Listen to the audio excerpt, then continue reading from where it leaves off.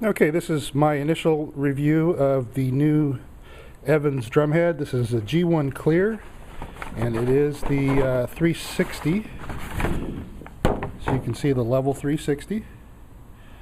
I compared these with other heads, and the differences are subtle but obvious. If you look at the edge there, it is definitely not as deep as a Remo. Although once again the difference is subtle. The bend in the head there is not as deep, quite as deep as a Remo. So that is one difference. And unfortunately the only head I had for a comparison is an old head that's already broken in, an old Remo. But as you can see, I've got it sitting on this 16-inch floor tom.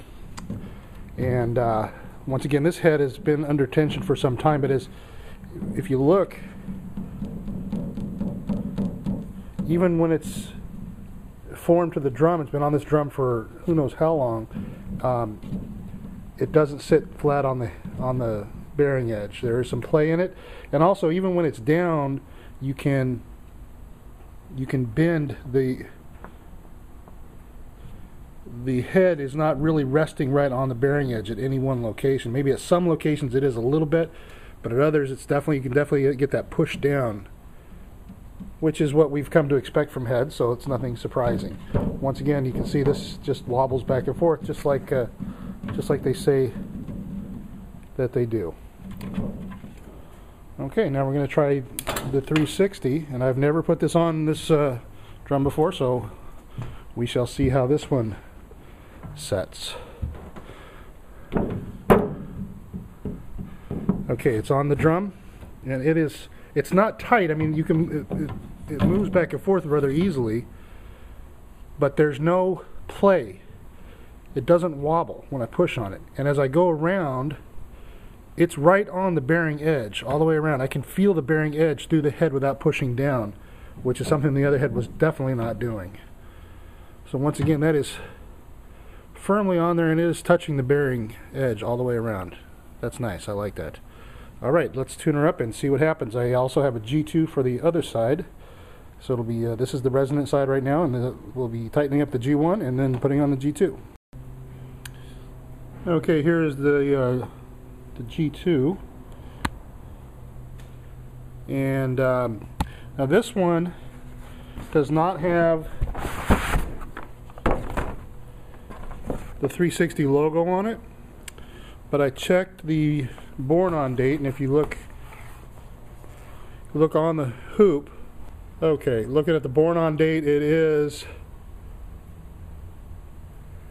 12K30, which 12 is the year 2012, and K would be the 11th letter in the alphabet, and that would be November. So this should have been made in November of 12, which indicates, since it's after September, that was when they reportedly finished their changeover to the new design for all the lines. So this is a post-September head. So even though this wasn't unveiled to the public as far as their marketing goes with the new logos, this is the new head, and I did compare it to the one that had the logo on it, and it's identical at the hoop. So that's that. So you might find some old stock that just check that born on date, and if it's September or later, I think you're pretty good. Otherwise, just compare it visually and see if it looks like the other or not. We're going to put this one on. As you can see, this one also sits right on the bearing edge. There's absolutely no wobble. It moves fine. I mean, it's loose. It's not. You don't have to press it on the bearing edge, but at the bearing edge, there's no wobble whatsoever. It's right on there. And as I push down, the head is not denting at all at the bearing edge like the other head did.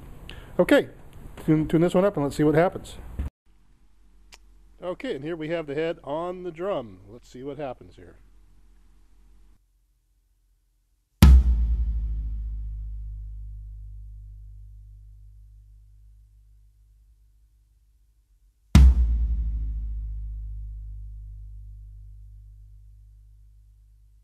Sustain just cut out then.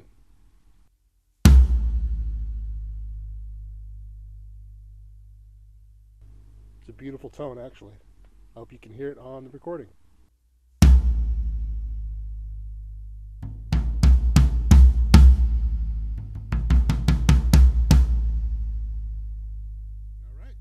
Well, there you go.